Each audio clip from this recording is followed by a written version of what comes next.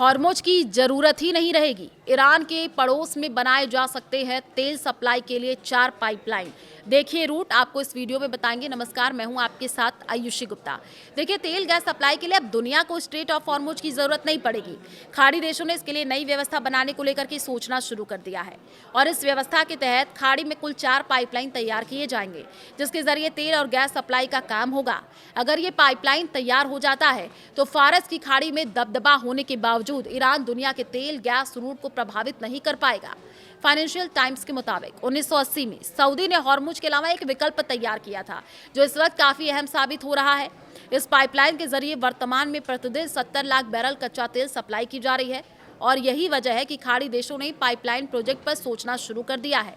किस तरह के प्रोजेक्ट पर हो रहे हैं काम, अब सवाल ये भी है। तो खाड़ी में अभी सिर्फ एक पाइपलाइन है जो सऊदी में स्थित है।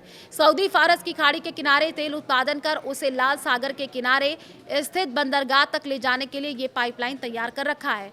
इसे 1980 के दशकों में बनाया गया था, जो कई मौकों पर कारगर साबित हुआ है। इसी तर्ज पर 4 और पाइपलाइन बनाने का प्रस्ताव है। इराक तुर्की पाइपलाइन।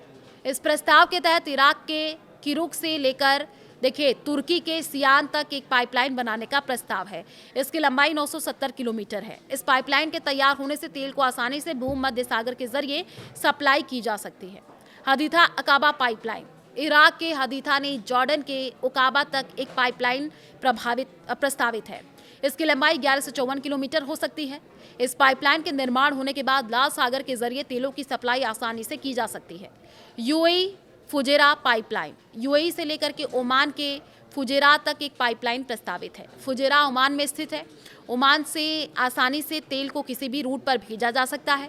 इस पाइपलाइन की लंबाई 354 किलोमीटर है। Saudi east west pipeline. Saudi के पास पहले से एक पाइपलाइन है, लेकिन अब फिर से एक पाइपलाइन तैयार करने की बात हो रही है। इसकी लंबाई भी 1200 किलोमीटर तक हो सकती है। तो इस पाइपलाइन के जरिए सीधे लाल सागर से तेल की सप्लाई की जा सकती है। IMEC को भी एक्टिव करने पर विचार है। India middle east economic corridor को भी पुनर्जीवित करने पर विचार किया जा रहा है। यह इजराइल के बंदरगाह से जॉर्डन, सऊदी, यूएई के रास्ते इंडिया तक आता है।